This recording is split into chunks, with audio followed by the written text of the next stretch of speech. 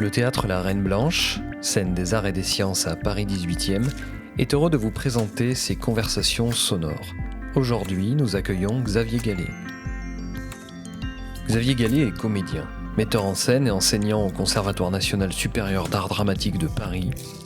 À l'école La Salle Blanche, au 19 de la rue Marx d'Ormois à Paris 18e, il est directeur artistique et pédagogique du laboratoire de l'acteur-chercheur aux côtés de Florian Azoulay.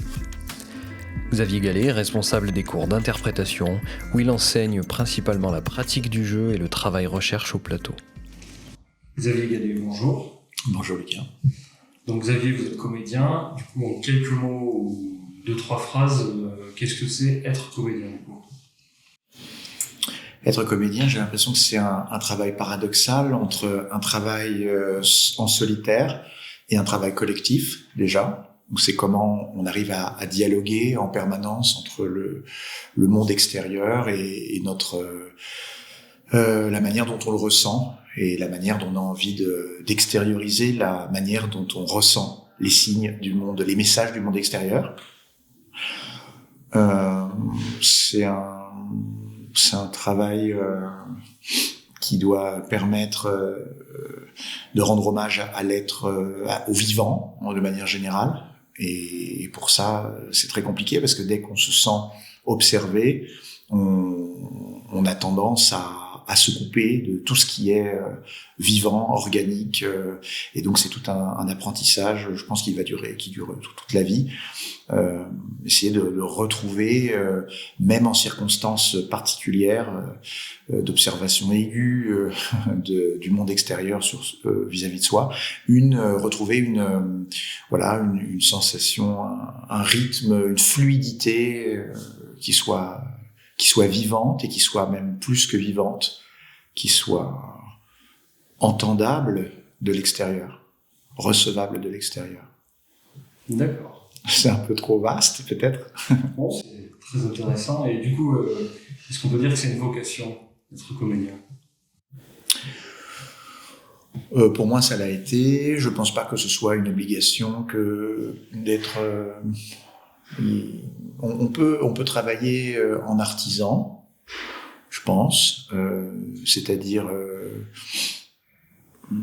travailler d'une part techniquement, à refaire des gestes, refaire en permanence les mêmes gestes avec des méthodologies très claires de travail qui peuvent même évoluer durant la vie. C'est une possibilité. Après, la vocation, c'est-à-dire l'appel qui serait plus grand que nous, de quelque chose d'un endroit mystérieux, profond et qui nous dépasserait, qui ferait de nous un objet au service de quelque chose de plus grand.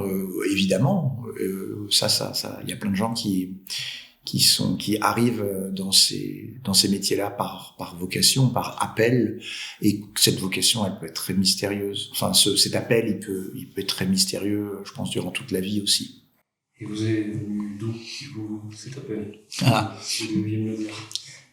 Moi, j'ai eu envie d'être comédien très jeune, à partir de l'âge de 4-5 ans, après avoir vu un spectacle de marionnettes à l'école, et ensuite et j'avais aimé, et du coup mes parents l'ont entendu, et ils ont décidé de monter un spectacle de marionnettes pour moi, pour mes 5 ans, pour mon anniversaire, et donc j'ai vu l'évolution du travail de préparation, et le résultat, et ayant vu le résultat, je me suis dit que j'avais aussi envie de construire du rêve pour les gens. Voilà. Le travail de la construction, de la préparation m'a autant passionné que le résultat. J'avais plutôt envie d'être de l'autre côté pour rendre compte de la préparation que de recevoir cette chose-là.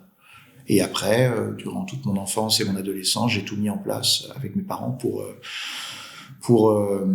construire une technique, une rigueur, le goût de la patience, le goût de l'excellence, et puis créer du sens petit à petit par rapport à ce que je faisais, et puis voilà, en gros. D'accord. Du coup, être acteur, c'est une construction, ça s'apprend. Pour certains, je pense que tout est possible, mais pour certains, le métier d'acteur, c'est simplement de recevoir, et puis de se laisser lire par d'autres artistes peut-être, qui seraient des réalisateurs ou des metteurs en scène, et évidemment des spectateurs. On peut aussi réfléchir à comment aiguiller le message qu'on a envie de faire passer. Et ça peut, ça s'apprend à l'école, ça s'apprend évidemment à l'école, mais ça s'apprend aussi en le faisant. C'est ça qui est compliqué. C'est ce qui est génial avec une école, si c'est vers ça que vous voulez me mener, plutôt que de pas en faire, c'est que quand on apprend le métier sur le tas, en fait, on a peu d'espace pour se tromper et pour tenter de dépasser ses limites. L'école, c'est un endroit luxueux qu'on s'offre à soi-même pour explorer le champ des possibles, sans être observé, sans devoir d'efficacité. D'accord. Et à l'école, du coup, il y a des professeurs. Est-ce qu'il y a des professeurs, vous, qui vous ont particulièrement marqué ou vous fait réagir d'une manière qui a changé les choses? Oui, j'ai beaucoup de professeurs. J'ai eu beaucoup de professeurs parce que j'ai suivi des cours à partir de l'âge de 7 ans jusqu'à l'âge de 23 ans. Et j'ai des metteurs en scène depuis qui ont vocation de mentor, par exemple, aussi. Donc ça continue, même à 45 ans, je continue à recevoir des orientations complètement déroutantes de la part de certaines personnes. Ce serait compliqué, mais de nommer tout le monde, mais dès l'âge de 10 ans, j'ai eu un professeur qui m'a donné, à l'âge de 11 ans en fait, les livres de Stanislavski. Donc Stanislavski, évidemment, j'ai rien compris, mais ces livres m'ont suivi durant toute mon adolescence. Alors, ce professeur a changé beaucoup de choses pour moi, en m'offrant ça, et une rigueur aussi, mais Stanislavski, que je n'ai jamais vraiment rencontré physiquement, m'a aussi appris énormément de choses. Après, évidemment, j'ai des professeurs qui m'ont plutôt appris à aimer, à comprendre, à essayer d'être intéressé par le texte plutôt que par moi.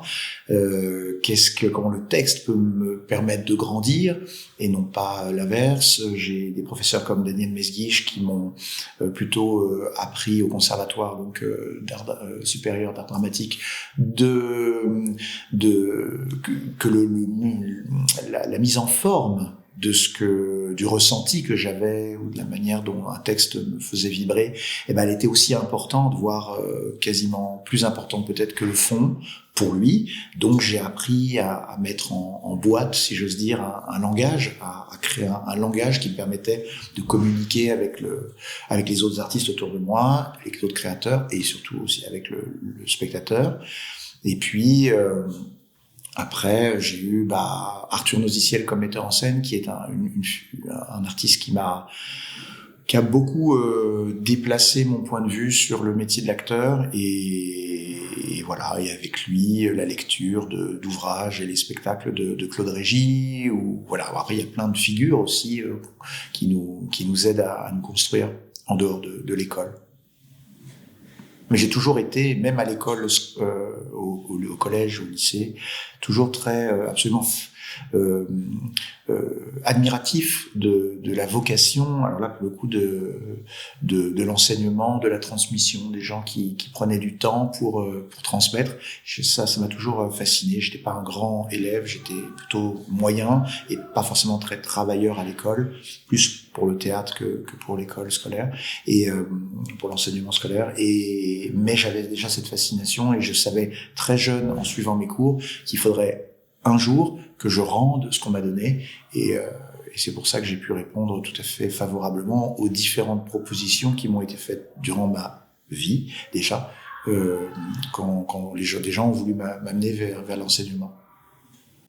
Donc cette envie de transmettre, ce serait comme une restitution de ce que vous avez pu parcourir dans ce qu'on vous a enseigné, et du coup c'est une envie de retransmettre une pédagogie, ou c'est vraiment en apprenant que vous vous êtes dit cette transmission, c'est quelque chose qui est aussi important que finalement le fait d'être acteur?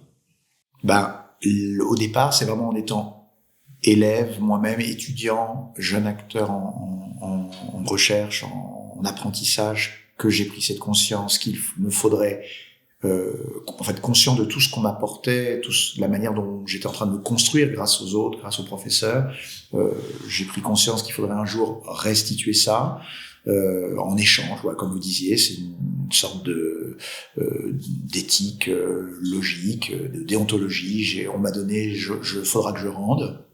Et puis, au moment où j'ai commencé à être professeur, on m'a demandé de l'être et où j'ai accepté, je me suis rendu compte que j'avais pas vraiment à restituer quelque chose d'antérieur à moi, mais plutôt que ça me permettait de continuer à être en recherche avec des gens qui n'étaient pas de ma génération, qui avaient d'autres esthétiques peut-être en vue, d'autres messages, un autre rapport au monde, mais que ensemble on pouvait essayer de chercher. Et donc c'est plutôt dans une optique maintenant de recherche en commun que j'envisage le travail de professeur, on va dire. D'accord, ce qui est un peu le principe ici de l'école de la Salle Blanche, du coup, le laboratoire du coup de l'acteur-chercheur, c'est cette envie de rechercher, du coup, d'explorer plutôt que d'apprendre à restituer les choses.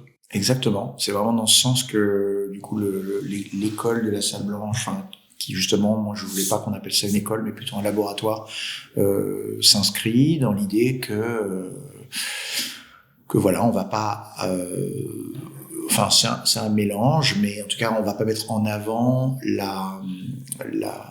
le format, ce qu'on pourrait appeler un formatage, en tout cas un résultat que l'acteur aurait à donner à un public, à un metteur en scène. Et donc on va plutôt que de fermer le champ des possibles, on va plutôt essayer de les ouvrir. Et donc quand on ouvre des voies, au départ on les connaît pas, donc on est dans de la poudreuse en recherche. Et comment on cherche tout en s'appuyant sur des fondations qui sont en train quand même de se mettre en place. C'est ce paradoxe-là, cette tension qu'on essaie de tenir en vision pédagogique. C'est comment on peut apporter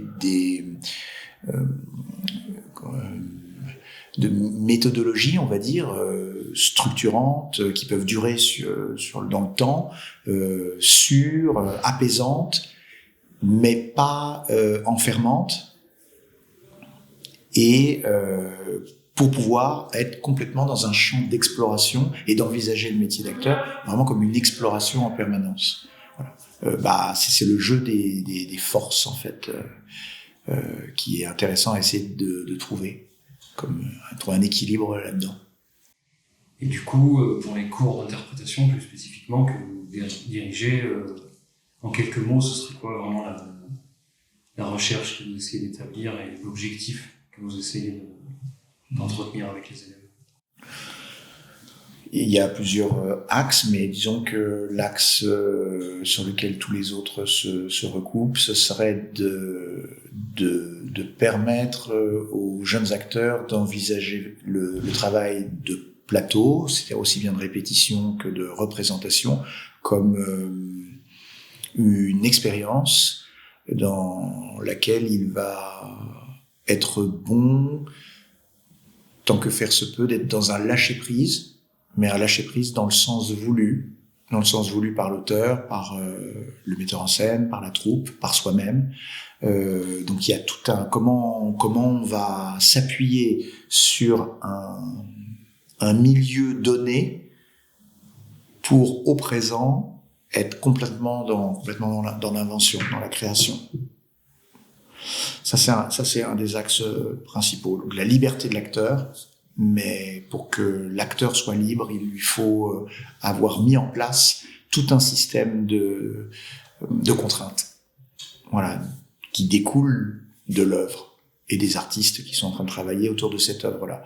Donc, comment détecter les contraintes, comment les choisir, comment les dépasser pour finalement trouver un champ de liberté tous les soirs nouveaux. Voilà.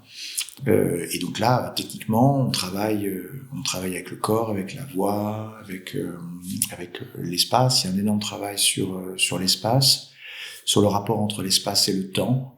Voilà.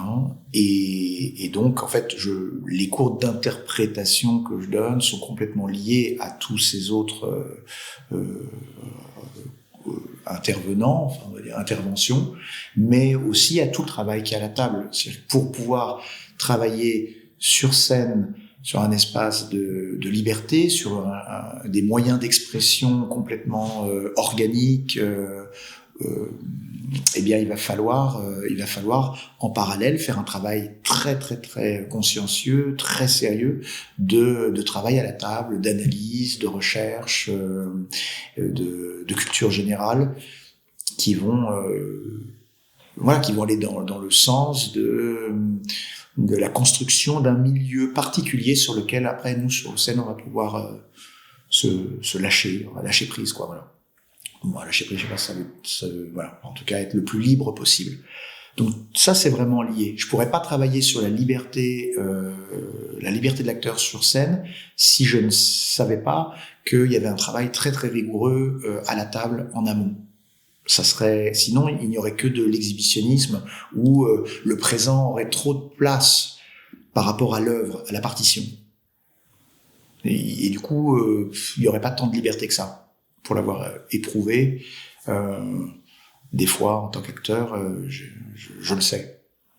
Je sais qu'il faut des contraintes. Voilà. Après, je suis beaucoup basé sur le fait que, enfin, un des grands axes aussi du travail sur scène avec moi, est basé sur le fait que souvent, la plupart du temps, je me rends compte que les gens attendent de l'acteur qu'il rende compte du travail antérieur, soit du travail qu'il a fait seul face à l'œuvre, soit qu'il a fait en commun face à l'œuvre. Et du coup, la représentation n'est plus que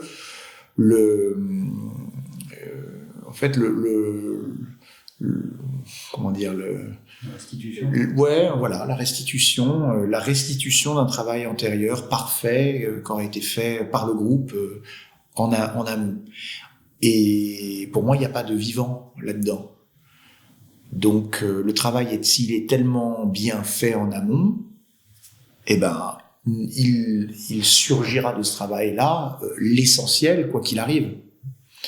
Donc le travail, il est ailleurs, et il est pas l'acteur avec moi ne travaille pas sur lui, sur comment je peux restituer telle émotion, comment je peux restituer tel sens dans mon rapport à la langue, ou voilà, mais plutôt donc si je viens pas rendre compte de ce qui a été mis en place, je viens faire quoi? Je viens faire travailler la personne qui est en face de moi. Je me mets au service de l'autre. Et inversement, je m'abandonne à ce que l'autre essaie de déplacer en moi.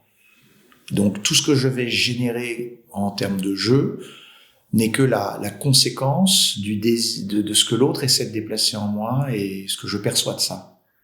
C'est pas quelque chose de volontaire. Et dans un autre sens, ce que je vais générer, c'est pas pour montrer quelque chose de mon personnage ou encore moins de mes facultés d'acteur, mais plutôt générer un mouvement chez l'autre pour que l'autre ait à se déplacer, qu'il soit intéressant à regarder. Donc je le fais, on va dire, de manière très généreuse. Tout ce que je fais le fais pour l'autre. Et l'autre, ça peut être évidemment le partenaire, ça peut être évidemment le spectateur, l'auteur, le personnage aussi, voilà. Il y a toutes sortes d'entités sur lesquelles on travaille. On n'est jamais seul, on fait partie d'une sorte de réseau, de liens, et c'est comment je travaille avec ce réseau-là en permanence. Comment je suis agi par l'autre et comment j'agis sur l'autre. Voilà, en permanence. D'accord. Et quand je suis venu en cours, il y a deux petites choses qui m'ont intéressé et que j'ai trouvé un peu particulières. C'est que vous ne parliez pas de pertinence, mais de proposition. Et effectivement, à plusieurs reprises, vous avez dit à des élèves d'essayer d'être un moyen pour les autres.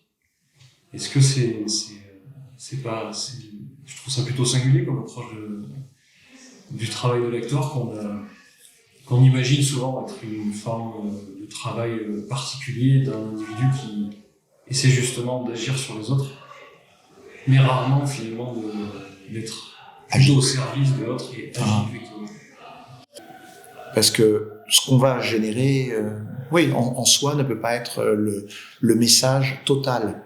L'acteur, de toute façon, pour moi, ne détient pas la vérité. Il est un vecteur qui peut être force de vraies propositions, fortes, colorées, ça c'est sûr, ou pas, si on veut pas. Mais le spectateur fait partie des artistes de la représentation. En tout cas, il a une part de création. Il doit être actif. Et l'acteur a une charge dans ce sens. Il doit permettre au spectateur d'être actif. Il doit lui laisser une place. Et l'œuvre, elle continue après le spectacle. Dans l'imaginaire, dans le ressenti du spectateur et dans la manière dont il va partager ce qu'il a vécu avec d'autres potentiels spectateurs voilà. Pardon, c'est ça, je voulais dire. D'accord. C'est un peu des longues phrases, mais j'ai l'habitude de parler comme ça. Si on devait, du coup, de manière plutôt courte, dire qu'il y a un outil, un élément vraiment qui est l'essence de ce qu'il faut pour être comédien, pour être acteur, l'outil essentiel vraiment, selon vous, ce serait quoi ?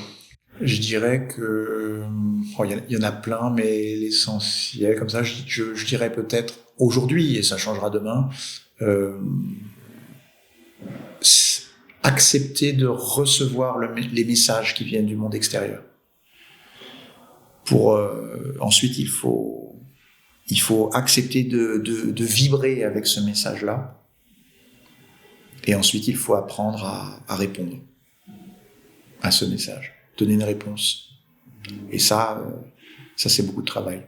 Pour qu'il n'y ait pas de moins de parasites possibles entre le désir profond de la réponse et l'alphabet utilisé, l'expression utilisée, qui est le moins de parasites possible. Voilà. Donc recevoir, concevoir et répondre. Vibrer, concevoir et répondre. Alors je reprends peut-être, je dirais ressentir, voilà, vibrer, concevoir et répondre. D'accord. Peut-être pour finir, si vous deviez me donner un mot de la fin, donc une phrase, une citation ou un livre à lire à tout prix ou un acteur dont on doit absolument voir le travail ou quelque chose qui pour vous est vraiment essentiel quand on veut être comédien ou quand on s'intéresse à ce que c'est.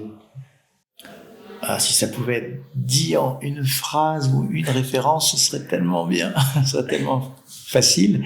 J'ai plusieurs choses qui viennent en tête en ce moment. Là, ça fait un moment que je parle aux élèves de Anthony Hopkins. Alors, il vient de recevoir à nouveau un Oscar.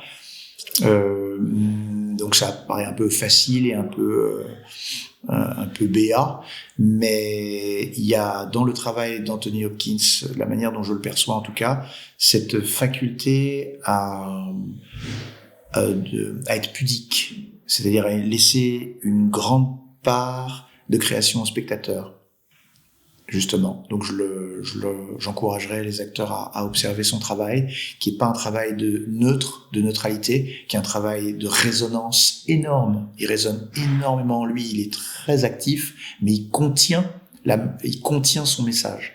Il veut pas fermer les sens. Il veut pas montrer ce qu'il a compris, ou il veut pas dire comment il résonne. Il est en résonance, donc on est nous-mêmes spectateurs en vibration, on sent qu'il y a quelque chose une énergie entre lui et nous qui s'installe, qui est vraiment forte, mais il a la pudeur de contenir sa réponse, en fait. Et du coup, le spectateur est obligé de projeter énormément. Dans ce sens, je dirais que moi, ce qui a beaucoup changé ma conception du jeu de l'acteur et de mon rapport de spectateur même à l'œuvre d'art, ce serait de lire L'éloge de l'ombre, voilà, de Tanizaki. Voilà, ça c'est un tout petit essai sur l'esthétique japonaise et justement sur la manière dont le mystère oblige le non-dit, le mystère, le non tout à fait visible, permet au spectateur de se projeter dans l'œuvre, de s'investir dans sa réception de l'œuvre. Voilà, c'est pas un ouvrage très traditionnel pour les acteurs, donc comme j'ai dit Hopkins qui est plutôt traditionnel, L'éloge de l'ombre, ça fait le pendant. Super, merci. Merci beaucoup. Merci.